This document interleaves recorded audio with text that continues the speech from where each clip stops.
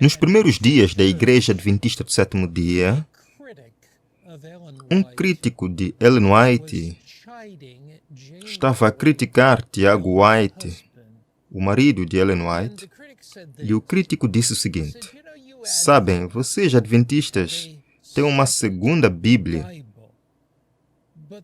mas eu só acredito numa Bíblia. Tiago olhou para ele e respondeu: sabes, a diferença entre tu e eu, meu amigo, é esta.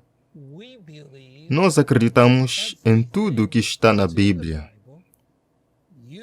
Tu acreditas apenas em parte da Bíblia. Sabes, está muito claro nas Escrituras que o dom de profecia é um dom que seria restaurado à igreja que guarda os mandamentos de Deus no fim dos tempos. Primeiro, precisamos de uma fundação bíblica. A Bíblia prevê que o dom de profecia seria devolvido à Igreja de Deus nos últimos dias. O livro de Apocalipse, o último livro da Bíblia, foi escrito para um povo do fim dos tempos. Apocalipse 12, verso 17, diz: o dragão, quem é esse? Satanás, claro, ficou irado, o que significa furioso, com a mulher. Na profecia bíblica, uma mulher pura e casta representa a verdadeira igreja, a noiva de Cristo.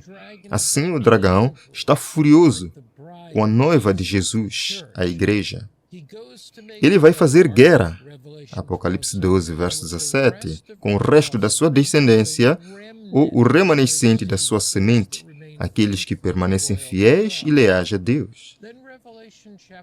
Então, o Apocalipse 12 dá duas características identificadoras da Igreja de Deus nos últimos dias.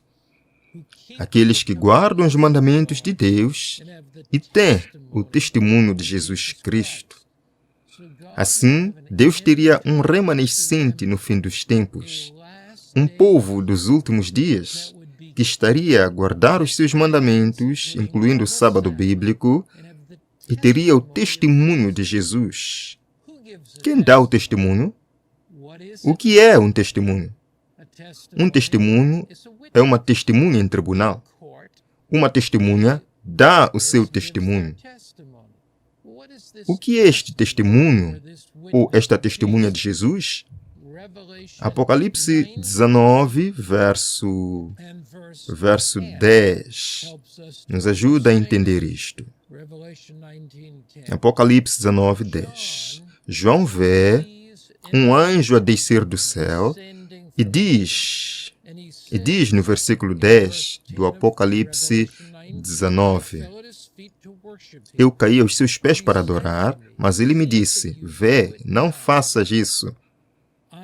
Eu sou o teu companheiro de serviço e dos teus irmãos que têm o testemunho de Jesus. Adore a Deus. Agora, qual é o testemunho de Jesus? O testemunho de Jesus é o espírito de profecia. Então, o que é o espírito de profecia? É o dom, ou o espírito de profecia. É Jesus a testemunhar através do profeta para trazer uma mensagem de conselho, encorajamento, admoestação e instrução ao seu povo. Agora, você notou em Apocalipse 12, 17 que o povo remanescente dos últimos tempos guarda os mandamentos de Deus e também tem um testemunho, ou uma testemunha, ou o dom de profecia. Existe uma ligação entre os mandamentos de Deus e o dom de profecia. Em Lamentações, capítulo 2 e o verso 9, a Bíblia nos dá essa ligação. Lamentações 2, verso 9, diz: as suas portas afundaram na terra, ele destruiu e quebrou as suas trancas. Israel está em apostasia. Seu rei e os príncipes estão entre as nações e estão cativos. A lei não existe mais e os seus profetas não encontram visão do Senhor. Assim, aqui, no tempo de apostasia ou rebelião contra Deus, não havia visão profética. Quando a lei é restaurada, Deus então restaurou o dom da profecia a Israel. Nos últimos dias, Deus restauraria o dom da profecia a uma igreja que crê na Bíblia e guarda os seus mandamentos. Agora, por quanto tempo iria o dom de profecia permanecer na igreja? Permaneceria como um dom dado por Deus. Efésios 4, 11 a 13, versos 11 a 13, diz: E ele deu uns para apóstolos, outros para profetas, outros para evangelistas, outros para pastores e mestres, para o aperfeiçoamento dos santos. Para quê? Para a obra do ministério, para a edificação do corpo de Cristo, até que todos cheguemos à unidade da fé e ao conhecimento do Filho de Deus, ao homem perfeito, à medida da estatura da plenitude de Cristo, para que não sejamos mais meninos, agitados e levados de um lado para o outro por todo o vento de doutrina. Assim, o dom de profecia seria dado por Deus a uma igreja que guarda os mandamentos nos últimos dias, para edificar a igreja, para fortalecê-la espiritualmente, para lhe dar conselhos e direções e para proteger contra os erros. Na primeira carta aos Coríntios 12, verso 28, é-nos dito exatamente onde o dom de profecia seria colocado, como um diamante colocado em um anel de sinete. O dom de profecia seria colocado na igreja de Deus. Note, primeira carta a Coríntios 12, verso 28. E Deus estabeleceu estes na igreja. Em primeiro lugar, apóstolos, em segundo lugar, profetas, em terceiro lugar, mestres, milagres, dons de curas, socorros, administrações, variedade de línguas. Assim, o dom da profecia não é simplesmente algum dom esotérico e psíquico que existe no mundo. Para encontrar o verdadeiro dom da profecia, você tem que encontrar a verdadeira igreja. E para encontrar a verdadeira igreja, você tem que encontrar uma igreja que está totalmente apaixonada por Jesus. Uma igreja que enfatiza a segunda vinda de Cristo, a expiação, o sacrifício de Jesus na cruz, a salvação somente pela fé. Uma igreja que enfatiza a vinda de Cristo. Uma igreja que enfatiza a Bíblia e somente a Bíblia. Uma igreja que enfatiza os mandamentos de Deus, incluindo o sábado bíblico. Quando você encontrar essa igreja, você deve olhar dentro dela, de acordo com as Escrituras, em busca do dom da profecia. Agora deixe-me desmistificar um mito muito comum. Esse mito muito comum é o seguinte, que os adventistas do sétimo dia têm uma segunda Bíblia e que colocam os escritos de Ellen White em pé de igualdade com a Bíblia. Isso é um mito. Os escritos da Bíblia são eternos no tempo e universais na aplicação. O dom da profecia, na época moderna, é um presente dado por Deus à sua igreja no fim dos tempos. Agora, notem a diferença. A Bíblia é eterna no tempo, universal na aplicação. Mas o dom da profecia é um presente que Deus dá à sua igreja no fim dos tempos para preparar homens e mulheres para a vinda de Jesus, para fornecer conselhos, instruções e advertências.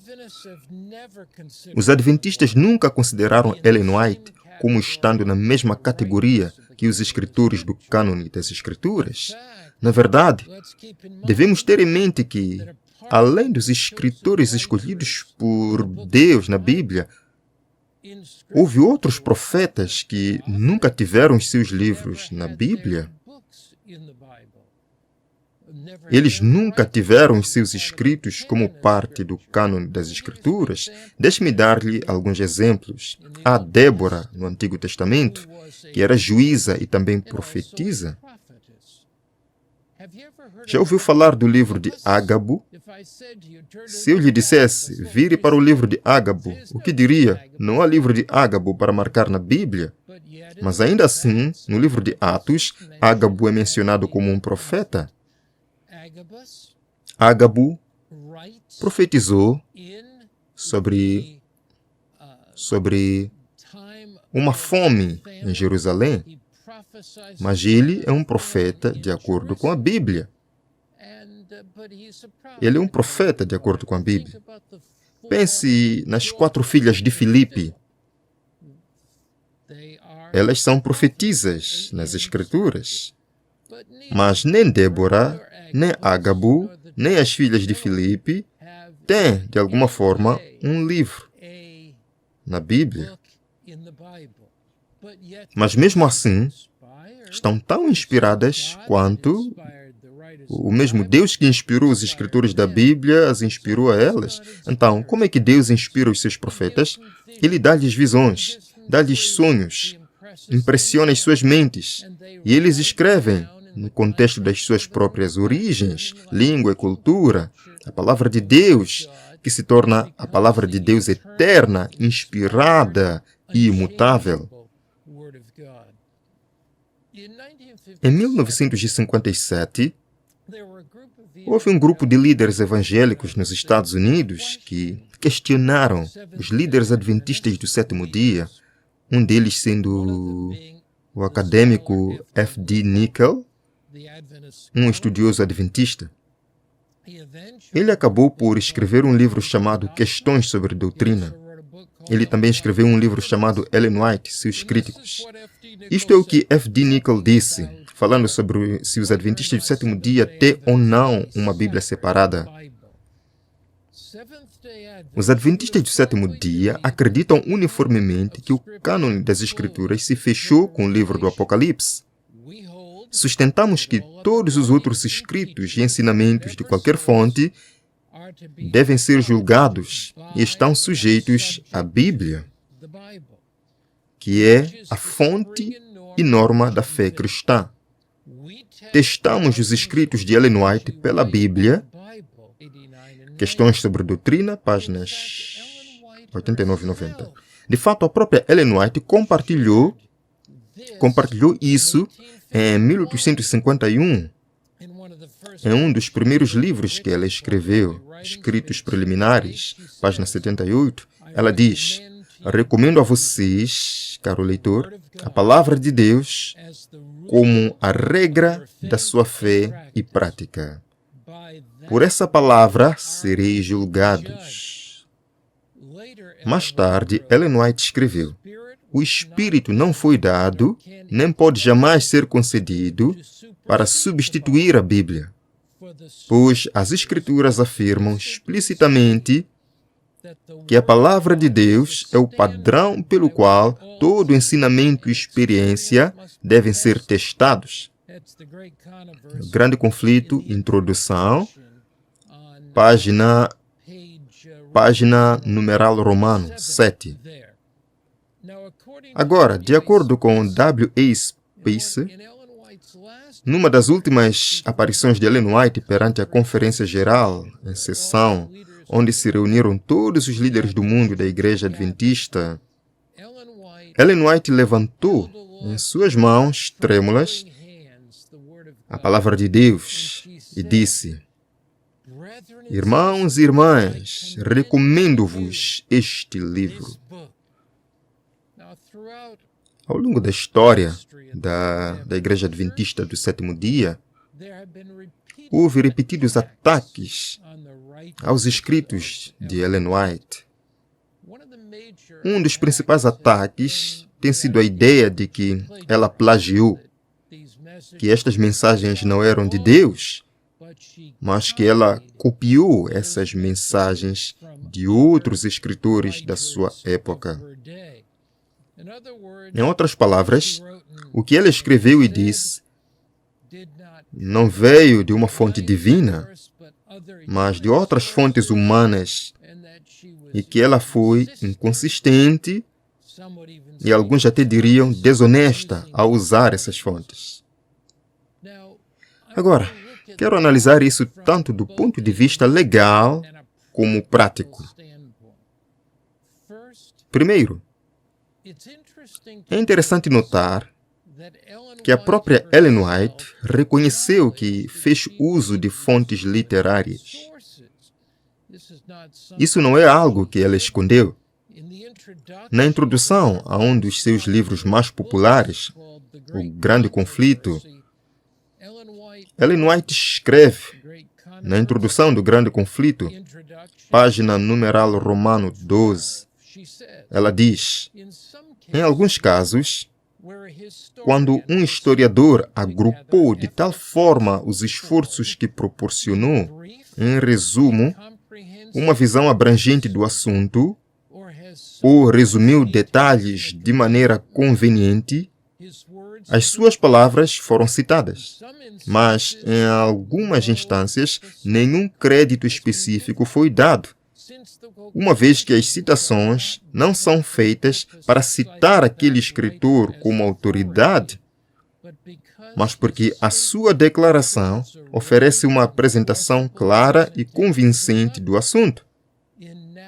Ao narrar a experiência e as opiniões daqueles que estão a levar a cabo o trabalho de reforma na nossa própria época, fez-se um uso similar das suas obras publicadas.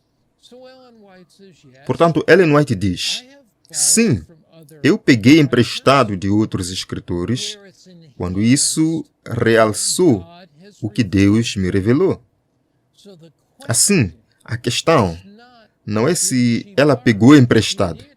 Ela fez isso em alguns momentos. Agora, a quantidade que ela emprestou é infinitamente baixa. Quando você olha para o grande volume de seus escritos, mais de 100.000 páginas de escrita, e quando você observa o grande volume, a quantidade que ela pegou emprestado é pequena também. Mas ela pegou emprestado em algumas ocasiões. O uso de outros autores por Ellen White não se limitou a material histórico ou geográfico, mas incluiu outras áreas temáticas também. Pesquisas descobriram que ela enriqueceu seus escritos com expressões escolhidas de sua leitura de forma mais extensa do que às vezes sabemos. Mas alguns autores dizem que, se olharmos para a quantidade total, é talvez 2%. Outros disseram, bem, em alguns livros pode ser 11%. E um autor escreveu que em um capítulo pode até ser 30%. Agora, quando olhas para um capítulo e dizes, ok, isso foi 20% ou 30% num capítulo que ela usou, ok. Não copiou palavra por palavra, mas usou pensamentos, usou ideias. Isso foi plágio? O advogado Lewis Walton levanta um ponto interessante. Ele é especialista nesta área do direito americano e fala sobre plágio. Ele diz que, pelo menos em 1845, 2 anos antes de Ellen White começar a escrever, o juiz Joseph Story teve um caso clássico nos Estados Unidos sobre plágio. O juiz Story decidiu vários casos em tribunais de distritos naquela época, nos anos 1840, montavam um cavalo e iam de tribunal em tribunal. Bem, no Massachusetts, o juiz Joseph Story estava a analisar um caso chamado Emerson versus Davis. Um caso que envolvia alegada infração de direitos autorais. Esse caso ocorreu novamente 2 anos antes de Ellen White começar a escrever. E o juiz Story disse o seguinte: o uso da propriedade literária de outra pessoa é adequado se alguém estiver a fazer o seu próprio trabalho criativo. Agora, deixe-me citar desse caso. Lá atrás, em 1845, do qual o juiz Story fala. Ele diz: cada livro na literatura, ciência e arte empresta e deve necessariamente emprestar. Nenhum homem cria uma nova linguagem para si mesmo, pelo menos se for um homem sábio. Os pensamentos de cada homem são mais ou menos uma combinação do que outros homens pensaram e expressaram, embora possam ser modificados, exaltados ou melhorados pelo seu próprio gênio ou reflexão. Agora, o princípio legal controlador, segundo o juiz Joseph Story, era este: o escritor que emprestou a fraseologia de outra pessoa fez algo com isso, criou algo melhor, algo maior, usou isso apenas como uma base para ampliar ou enriquecer os seus próprios pensamentos. Agora, o advogado Walton continua: não é plágio usar uma parte do trabalho de outra pessoa e melhorá-la com a sua própria criatividade. De fato, a inclusão de material de pesquisa é geralmente considerada como erudição, e quanto mais fontes, melhor. Aqui está outro fato interessante. Ellen White muitas vezes recomendava os livros que tinha lido da sua biblioteca. Sabem, quando se tem 1.200 livros na biblioteca e ela era uma leitora voraz, quando se tem esses 1.200 livros, está a ler isto e aquilo. Há alguns críticos que afirmaram que Ellen White copiou, dizem: ela copiou. Ela fez isso de maneira bastante extensiva e secretamente. De maneira nenhuma. Ela fala sobre a utilização de fontes literárias na introdução do livro Grande Conflito que lemos, e ela recomenda os livros. Deixe-me dar-lhe um exemplo. Há um livro chamado Esboços da Vida do Apóstolo Paulo, dos autores Connie Barronhausen. Ellen White fez publicidade a esse livro. Ela encorajou as pessoas a lê-lo e usou parte dele como base para a escrita do seu livro Atos dos Apóstolos. Um autor chamado Hannah, outro chamado March, que ela usou como base em alguns capítulos, uma pequena percentagem para o livro Desejado de Todas as Nações, mas ela fala sobre isso, ela discute o fato. Agora, a questão realmente se torna: como é que Deus inspira um profeta? Deus dá ao profeta visões ou sonhos. Deus também inspira a mente do profeta. Mas então, o profeta precisa escrever dentro do contexto do seu passado, o contexto das suas palavras, as mensagens que Deus lhe deu.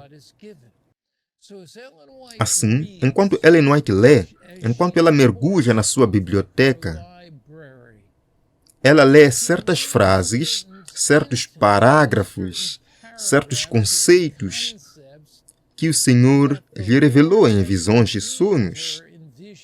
E ela começa a escrever. Ela modifica essas frases, adapta essas frases e utiliza alguma dessa linguagem para expressar o que Deus lhe revelou. Agora, a questão aqui não é o processo que Deus utiliza na inspiração. Deus é onisciente e podemos permitir que Deus use qualquer processo que desejar, mas não é o processo, e sim o produto. Atualmente, eu estou a ler um livro sobre a vida de Cristo intitulado Desejado de Todas as Nações, e cada capítulo, cada página está repleta da beleza, do amor e do caráter de Cristo. E isso me inspira enquanto leio. O advogado Vincent L. Remick era especialista em questões de patentes, marcas registradas e direitos de autor, e foi contratado pela Conferência Geral dos Adventistas do Sétimo Dia para avaliar as acusações de plágio contra Ellen White. Agora, é interessante, o advogado Remick é católico. Ele passou mais de 300 horas a investigar 1000 casos relevantes na história legal americana. Ele concluiu a sua opinião legal de 27 páginas com uma declaração inequívoca. Deixe-me ler-lhe algo deste advogado católico, Remick. Ele diz: Ellen White não foi uma plagiadora. As suas obras não constituíram violação de direitos autorais ou pirataria. Agora, Remick aponta vários fatores que os críticos dos escritos de Ellen White ignoraram, que falharam em ter em conta. Ele lista 3 coisas sobre infração. 3 coisas sobre infração de direitos autorais e plágio. Ele diz que as suas seleções permaneceram bem dentro dos limites legais da utilização justa. Portanto, há uma lei chamada Lei da Utilização Justa. Em outras palavras, você pode ler os escritos de outro, pode usar algumas dessas ideias, pensamentos, conceitos, linguagem, desde que os enriqueça. E isso é chamado de Lei da Utilização Justa. Assim, o advogado Remick diz que Ellen White permaneceu dentro da Lei da Utilização Justa. 2. Ellen White usou os escritos de outros, mas de uma maneira que os tornou exclusivamente seus. É exatamente isso que o juiz Joseph Story disse em 1845. E Remick, o advogado Remick, diz a mesma coisa. Portanto, você lê, mas molda, torna o seu. Em terceiro lugar, mencionamos isto, mas Remick também o destaca. Ellen White instou os seus leitores a obter cópias de alguns dos próprios livros que ela utilizou, demonstrando que não tentou ocultar o fato de usar fontes literárias e que não tinha a intenção de defraudar ou substituir os trabalhos de qualquer outro autor. Portanto, estes pontos são muito críticos. Herbert Douglas, PhD, Dr. Herbert Douglas, faz este comentário sobre o trabalho de Ellen White no seu livro Mensageiro do Senhor. Ele diz: Ellen White não copiou de forma indiscriminada ou à vontade. O que ela selecionou ou não selecionou e como alterou o que selecionou, revela que ela usou fontes literárias, entenda isto, para amplificar ou afirmar de forma mais poderosa os seus próprios temas transcendentais. Ela era mestre, não é escrava das suas fontes. Esse é Herbert Douglas, no livro Mensageiro do Senhor, página 461.